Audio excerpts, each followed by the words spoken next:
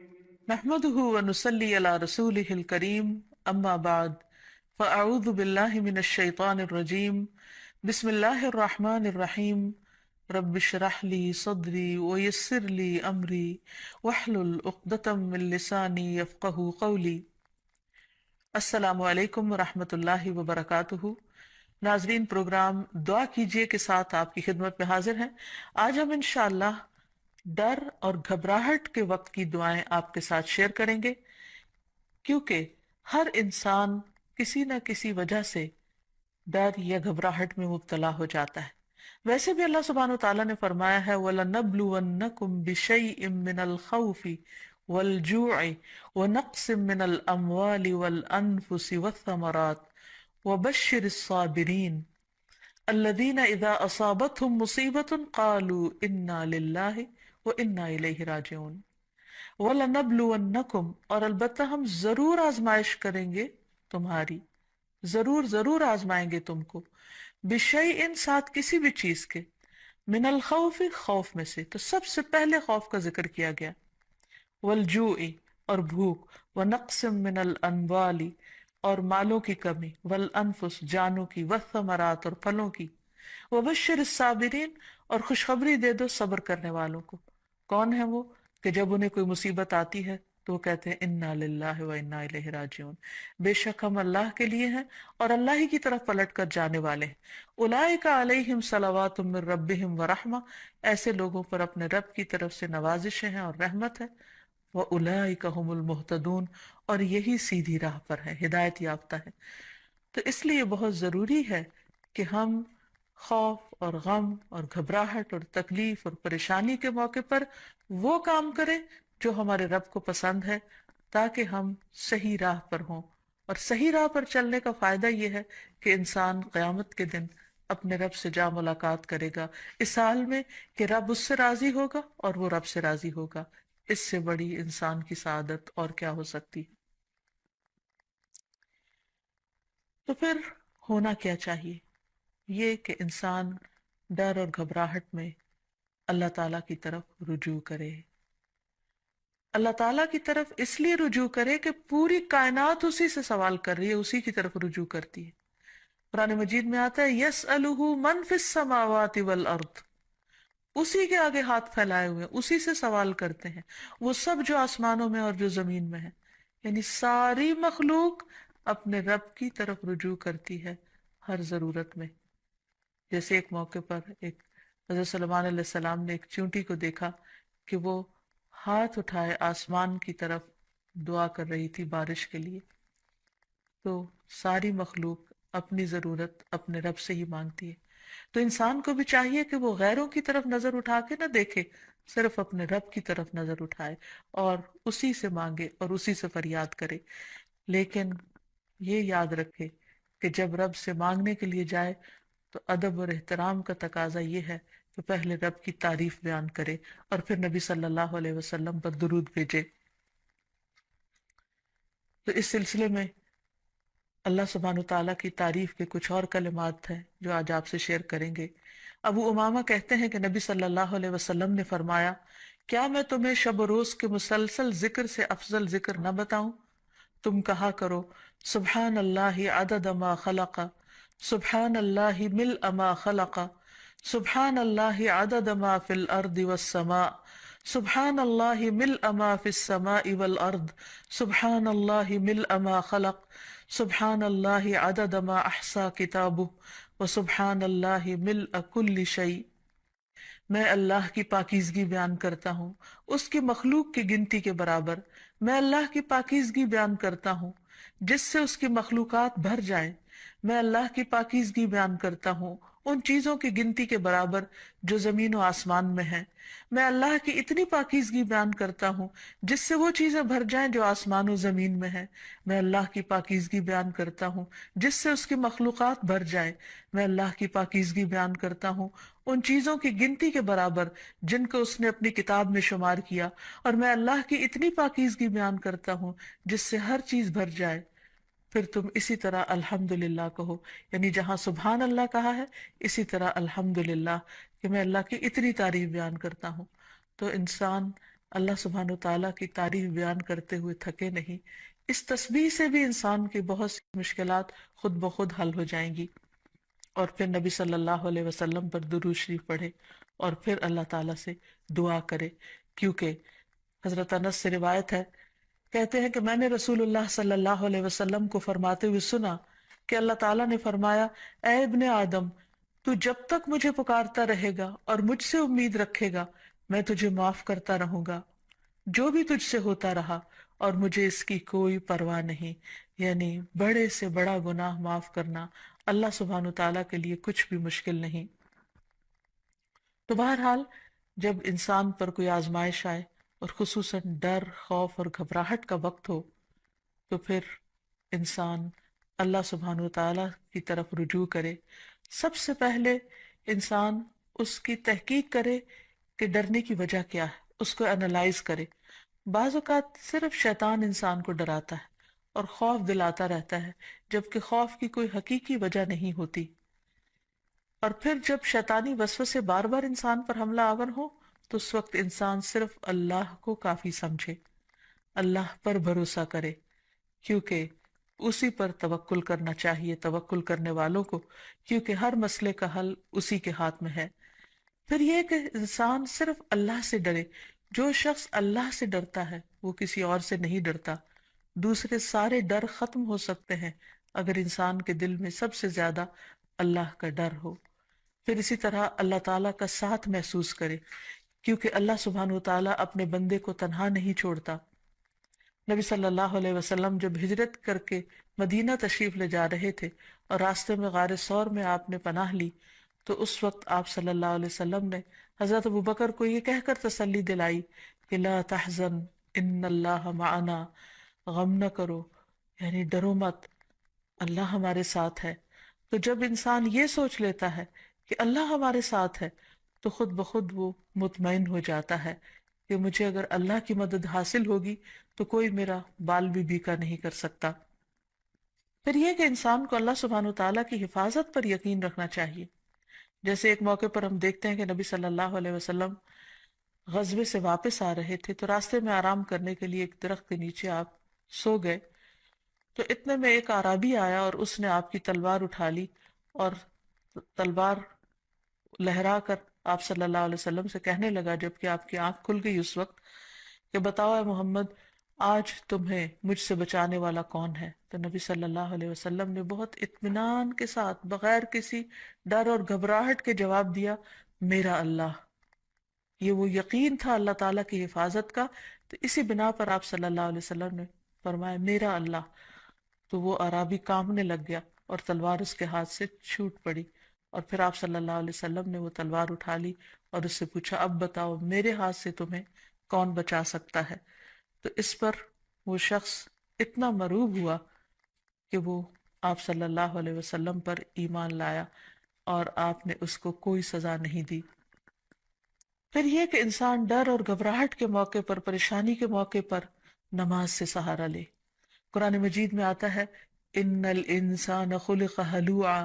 اذا مسہ الشر جزوعا واذا مسہ الخیر منوعا الا المصلین الذین هم علی صلاتهم دائمون۔ بلا شبہ انسان تھڑ دلا بنایا گیا ہے، جب اسے کوئی تکلیف پہنچتی ہے تو گھبرا اٹھتا ہے، جب مال ملتا ہے تو بخیل بن جاتا ہے، سوائے نماز ادا کرنے والوں کے، وہ جو اپنی نماز پر ہمیشگی کرنے والے ہیں۔ تو گویا نماز کی پابندی انسان کو ڈر، خوف اور گھبراہٹ سے محفوظ رکھتی ہے۔ انبیاء علیہ السلام کا طریقہ یہ تھا کہ جب بھی انہیں خوف یا گھبراہٹ ہوتی تو فوراً نماز کے لیے کھڑے ہو جاتے، جیسے نبی صلی اللہ علیہ وسلم کے بارے میں بھی آتا ہے، اور اللہ تعالیٰ کا حکم بھی ہے قرآن مجید میں، وَاسْتَعِینُوا بِالصَّبْرِ وَالصَّلَاةِ، صبر اور نماز کے ساتھ مدد مانگو۔ پھر اسی طرح یہ ہے کہ انسان کوشش کر کے بہادری کا مظاہرہ کرے، اپنے دل کو تھامے، اچھی امید رکھے، پازیٹیو سوچ رکھے، تو اللہ سبحانہ و تعالیٰ اس بندے کی مدد فرماتے ہیں۔ نبی صلی اللہ علیہ وسلم تمام انسانوں میں سے زیادہ بہادر تھے۔ مدینہ میں اکثر خوف کی خبریں پھیل جایا کرتی تھی اور آپ صلی اللہ علیہ وسلم تنہا باہر نکل کر لوگوں کے حالات کا جائزہ لیا کرتے تھے اور دشمن کے آنے کی بھی خبر لیتے، اور صحابہ کرام اس بات پر حیران ہو جاتے کہ کس طرح اللہ کے رسول صلی اللہ علیہ وسلم کسی سے بھی نہیں ڈرتے۔ پھر اسی طرح یہ ہے کہ انسان کے اوپر جب آزمائش آئے اس وقت بھی انسان اللہ تعالیٰ کی طرف رجوع کرے، اور جب تکلیف چلی جائے تو بھی انسان اللہ تعالیٰ کی طرف رجوع کرتا رہے، یعنی صرف مشکل وقت پہ نہ پکارے، عام حالات میں بھی انسان اللہ تعالیٰ کو پکارتا رہے۔ پھر اسی طرح کچھ چیزیں ایسی ہیں کہ جو انسان کو مکمل امن دیتی ہیں، مثلاً عمرہ، حج، طواف، کیونکہ اللہ تعالیٰ فرماتے ہیں فَلْيَعْبُدُوا رَبَّ هَذَا الْبَيْتِ الَّذِي أَطْعَمَهُم مِّن جُوعٍ وَآمَنَهُم مِّن خَوْفٍ، ان پر لازم ہے کہ اس گھر کے رب کی عبادت کریں جس نے انہیں بھوک سے بچا کر کھانا یا خوف سے بچا کر امن دیا۔ پھر اسی طرح شرک چھوڑ دینا، قرآن مجید میں آتا ہے الذین آمنوا ولم یلبسوا ایمانہم بظلم اولئک لہم الامن وہم مہتدون، جو لوگ ایمان لائے اور اپنے ایمان کو ظلم سے آلودہ نہیں کیا، یعنی شرک سے آلودہ نہیں کیا، یہی لوگ ہیں جن کے لیے امن ہے اور وہی ہدایت پر ہیں، ہدایت پانے والے ہیں۔ پھر اسی طرح انسان اپنے آپ کو اللہ کے سپرد کر دے، رات کو سوتے وقت خاص طور پر یہ دعا پڑھ کر سوئے اللہم اسلمت نفسی الیک ووجہت وجہی الیک وفوضت امری الیک، اے اللہ میں نے اپنا آپ تیرے حوالے کر دیا، میں نے اپنا رخ تیری طرف کر لیا اور میں نے اپنا معاملہ تیرے سپرد کر دیا۔ تو جو چیز بھی انسان کو پریشان کرے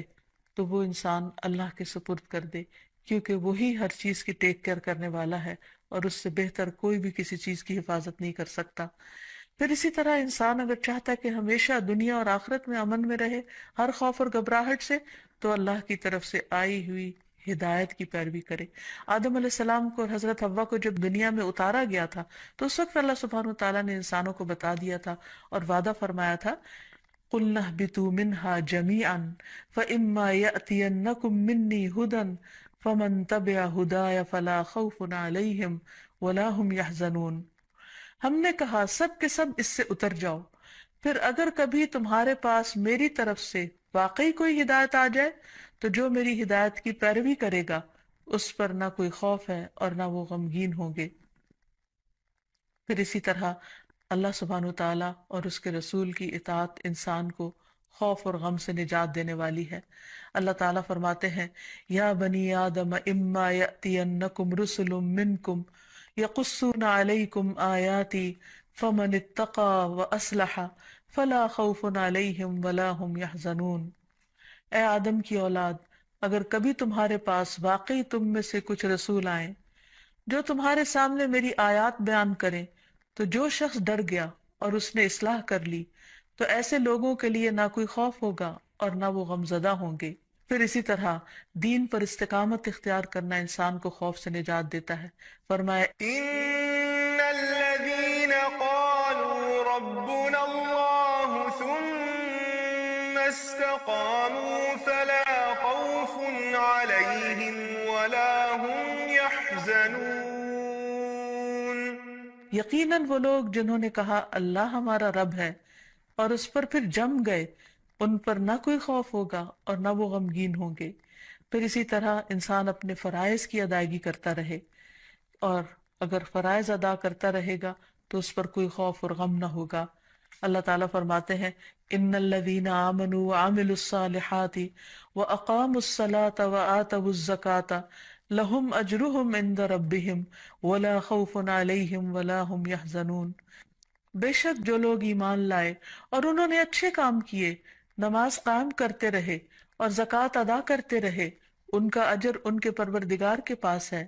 انہیں نہ کوئی خوف ہوگا اور نہ وہ غمگین ہوں گے۔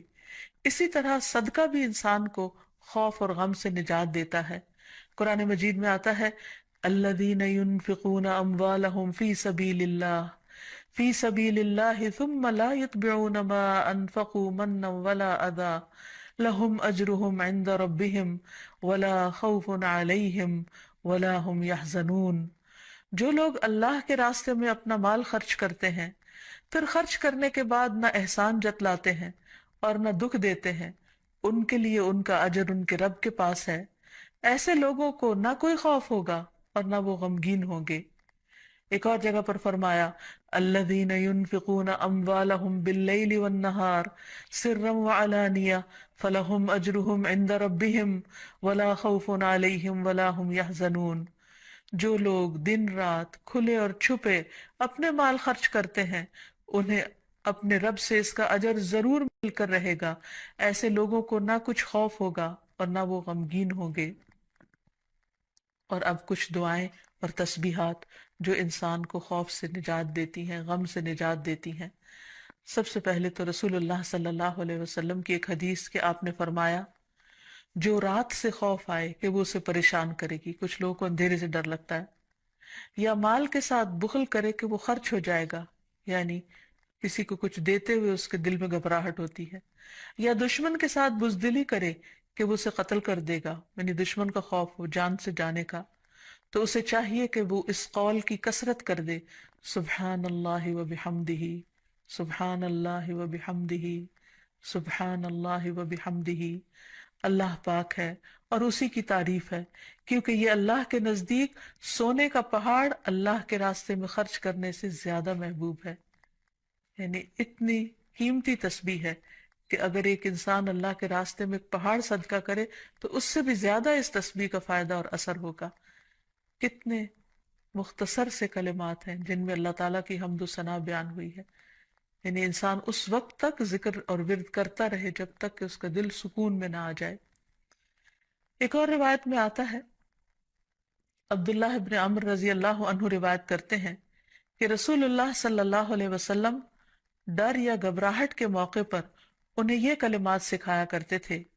اعوذ بکلمات اللہ التامۃ من غضبہ وشر عبادہ ومن ہمزات الشیاطین وان یحضرون، میں اللہ کے کامل کلمات کی پناہ میں آتا ہوں، اس کی ناراضگی سے، اس کے بندوں کی شرارتوں سے، شیطانوں کے وسوسوں سے، اور اس بات سے کہ وہ میرے پاس آئیں۔ پھر اسی طرح ڈراؤنے خواب سے بچنے کے لیے بھی نبی صلی اللہ علیہ وسلم نے یہی دعا پڑھنے کے لیے فرمایا۔ پھر اسی طرح رات کو نیند میں گھبراہٹ کی دعا، یعنی یا نیند آئے نہ، یا نیند کے اندر انسان خوف کھائے یا اسے گھبراہٹ شروع ہو جائے، تو اس کے بارے میں خالد بن ولید روایت کرتے ہیں کہ میں رات کو نیند میں گھبرا جایا کرتا تھا، پھر میں نبی صلی اللہ علیہ وسلم کے پاس حاضر ہوا تو میں نے عرض کیا میں رات کو نیند میں ڈر جاتا ہوں تو میں اپنی تلوار اٹھا لیتا ہوں اور جو چیز سامنے آتی ہے اسے تلوار سے مار ڈالتا ہوں۔ تو رسول اللہ صلی اللہ علیہ وسلم نے فرمایا کیا میں تمہیں وہ کلمات نہ سکھاؤں جو مجھے روح الامین نے سکھائے ہیں، یعنی جبریل امین نے؟ کہو اعوذ بکلمات اللہ التامات التی لا يجاوزهن بر ولا فاجر من شر ما ينزل من السماء وما يعرج فيها ومن شر فتن الليل والنهار ومن كل طارق إلا طارقا يترك بخير يا رحمن۔ میں اللہ کے تمام کلمات کے ذریعے پناہ مانگتا ہوں جن سے آگے نہ کوئی نیک اور نہ کوئی فاجر بڑھ سکتا ہے، ان تمام چیزوں کے شر سے جو آسمان سے اترتی ہیں اور جو آسمان کی طرف چڑھتی ہیں، اور رات اور دن کے فتنوں کے شر سے، اور رات کو ہر آنے والے کے شر سے، سوائے اس کے جو خیر کے ساتھ آئے، اے نہایت رحم کرنے والے۔ پھر اسی طرح انسان کو صبح و شام عافیت کی دعا بھی پڑھنی چاہیے۔ ابن عمر رضی اللہ عنہ کہتے ہیں کہ رسول اللہ صلی اللہ علیہ وسلم صبح و شام ان دعاؤں میں سے کسی دعا کو چھوڑتے نہیں تھے۔